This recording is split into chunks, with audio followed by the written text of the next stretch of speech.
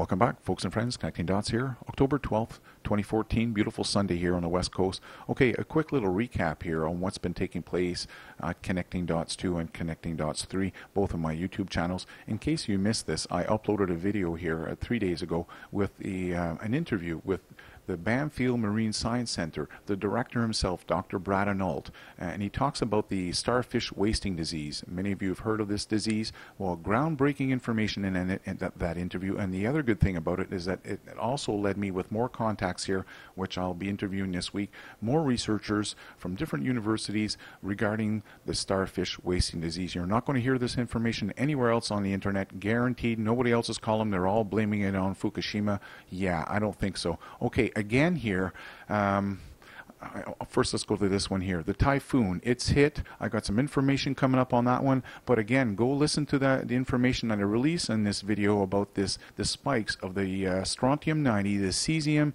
and the tritium. Folks, it all ties into the gamma spectrometer, the money I'm trying to raise for donations, the donations I'm trying to raise for to buy this gamma spectrometer, which, by the way, I mentioned in this interview, and you'll get to hear the director.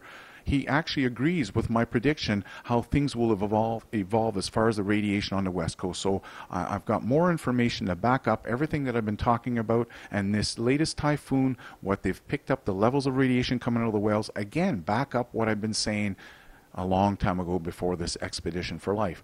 Okay, so in case you missed this one, a day ago, I launched again the Ebola, I can't believe they're all scaring the bejesus out of you. I launched the Ebola challenge. Nobody's taken me up on that. So again, yesterday I pointed out how Mr. Ebola boy, DAHBOO77 here, lying about the forced vaccinations. I got more information on that. And, someone was asking about, at the end of that video, I show how the newspaper had picked up on this Fukushima fraud, the whole story. I mean, even mentioned, a YouTube channel called BeautifulgirlbyDana, the nuclear proctologist. If you go a little further down here, you get to see how even my YouTube channel was mentioned. So this is a picture that someone took with their iPhone. They sent me the article over at my YouTube channel, Connecting Dots 3. I uploaded the same video, which is the one you're looking at right now, and you'll get to hear, you'll get to see the link to this entire story. I mean, they even talk about how Energy News is all part of this corruption, and they're not putting out real stories. So someone put a link there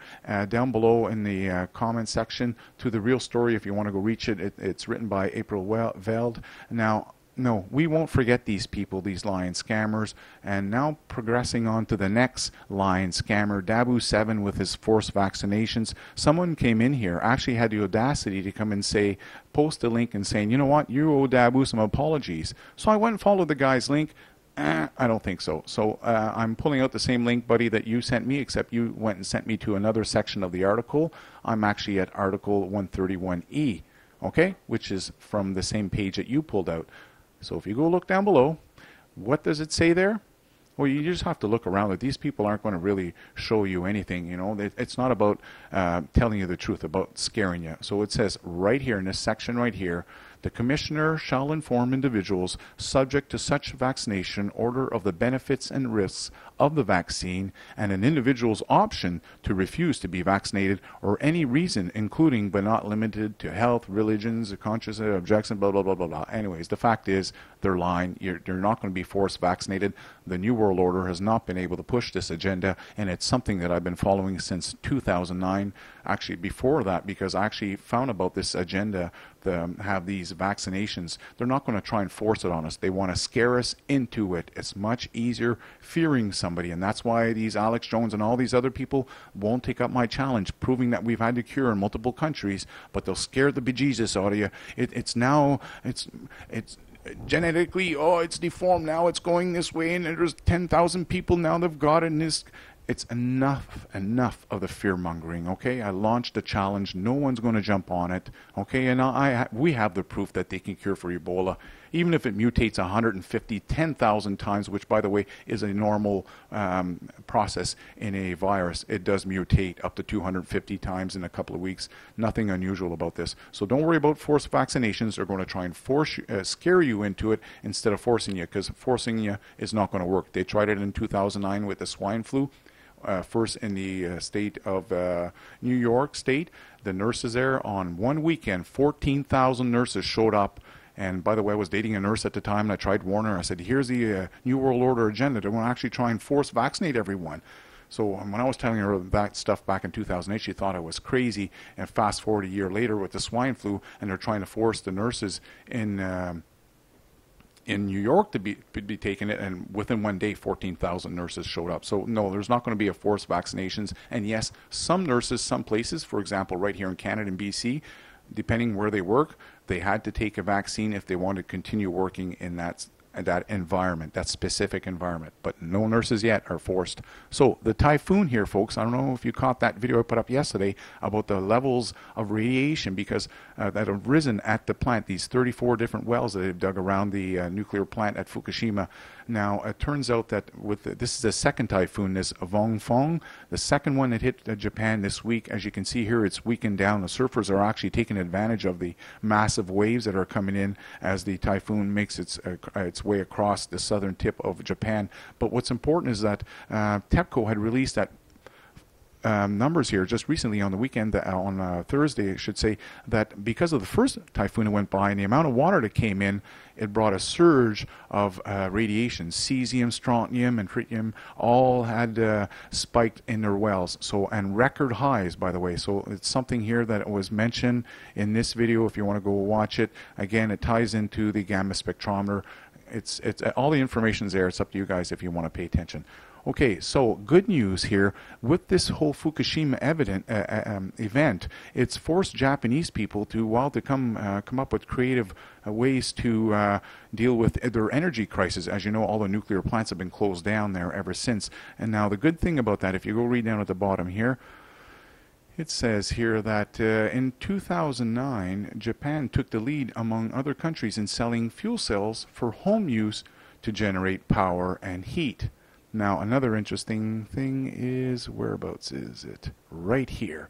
Japan plans to have 100 hydrogen stations running in 2015 and 1,000 by the year 2025. So that's about the only good news I have, in this video. But here's the bad stuff. Okay, so South Korea is worried about a pileup of nuclear waste. And by the way, as you'll see here very shortly, I got a scale showing you that they're not the only country, and they're resorting to, not in fuel pools, by the way, because that's what this whole thing's all about. So I'll scroll down below, and the links to every story is all linked down below in the Show More tab. But it talks about their solution is basically a medium-term solution that's only good for 100 years here, is to store the spent fuel pool in a metal concrete covered dry casket. And that's what this video is all based on. As you know, many of you know that they're taking the spent fuel pool out of reactor number 4. And by the way, I will touch into that because I know folks have been misled what's been going on. But I got lots of proof, lots of pictures. The spent fuel pool was there even after the explosion. There's tons of pictures. It's all there.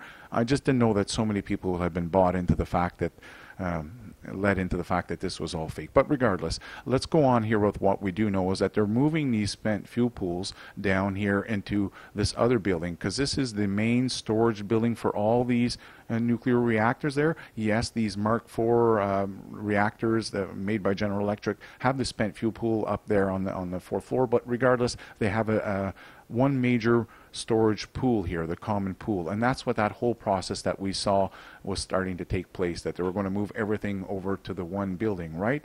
Well, I'm not sure if you're aware of that, but I'll get into that another time. But regardless, we all know, or you may have seen the pictures here, they're dropping these dry caskets down, they're loading them up, carrying them down. And by the way, this is blue here because that's the casket that's inside the building, and that's the outer casket before it gets dropped onto this truck, okay? So they're moved over to another, the common pool. I'll get into that in another video if you folks want more information on it. But what's important here is that the spent fuel assembly, right, is a series of rods here, right? So we have the initial small casket, as we saw coming out of the nuclear plant, and then just before it gets loading on, they're throwing in the big casket, and then it gets, well, depending where you're located, there's different type of storage. This is what I found out. I started doing a little research on the storage methods, and I found out, wow, okay, some of these nuclear plants, it goes in the common pool, and other ones, they store it outside, right on site. as you can see, that's a nuclear reactor in the background. So as you can see in these next few pictures, this seems to be a growing practice. The dry cask storage method. So again, here I'll leave the links all down below so you can go read yourself what's going on, but it turns out that they're building these caskets here. They're fairly large, 17 feet high, and it's all about storing them right on site. Look, there they are right there in the picture. So as I said, I started doing some storage on this, and you can hit the space bar and hit it again to unpause this video and continue on. But basically, I want to show you folks that they've got a problem here. They've known about it for a while, I guess. So this chart here is basically the number of field pools. And as you can see here, yeah, it's peaking out. So as I said, they're looking for other methods to store this the pool. I mean, the rods, they've got a problem. They run out of pool space, and they've got a non-stop nuclear fuel, spent fuel rods they got to store. And yeah, Casket City, here we go. And yeah, I tried to find a list of where all these different locations, where they may be. Yeah, unfortunately I couldn't. But don't worry, I'm going to continue looking, and hopefully I will be able to find something for you folks, because it seems that this is an ongoing process here. As you'll see here, there's a lot of pictures of these caskets. This is a growing problem, I guess. They're running out of spent fuel pools, and they're figuring, oh, you know what? And the funny thing is the caskets are actually, according to, I guess, the nuclear activists, or the critics is what they say, the critics are saying that these caskets are better than the fuel pools. So yes, this is taking place everywhere, not just in Japan. As you can see, there are a lot of countries that are involved, and USA was one of them. So this is a new type of storage that's taking place here. They're basically just going to build these concrete buildings, and these bunkers is what they call them, actually, bunkers, radioactive bunkers, and they're going to store these caskets, and as you can see here, right out near the wilderness. And you know, well, he's got to call the boss and say, how many more do we have going? What? That many more? Oh, geez, we better hurry up and start building them all. Because guess what? It's, as I said, it's not just the USA. There's a lot of countries involved. I was actually surprised when I started looking into this. So I'm just fresh looking into the whole casket story. Stay tuned. I'll have more, because as I found out, it's a growing problem, and construction's at an all-time high here. They have to deal with all these spent fuel pools that are going to be coming out of all these reactors, because, well, we're facing an energy crisis, and they're too stupid to get us on thorium. And that's for another video, because as I mentioned, you're not going to hear the truth on any of these YouTubers that are talking about radiation. Not a single one of them will talk about thorium. I mean, I just launched on my other YouTube channel, Silver Gold Man, I talked about how no one's talking about direct democracy. 4 days later, what do we have? Max Keiser on RT News talking about direct democracy. And I know a bunch of you are saying, see, I told you he was on the right side. Nah, no, he only spoke for, I think it was 2 minutes and 48 seconds in that video clip, and the entire clip was all about blaming how mainstream media is responsible for us not being on a direct democracy. Excuse me, Max, you're called the alternative media? No, you're not. We all know. RT News is bought out. Okay, stay tuned, folks, as I continue busting the holes and bringing some truth in the whole system, because as many of you have realized, this summer 2014 was a game changer on YouTube, and I want to be part of that change, and you're not going to hear it anywhere else.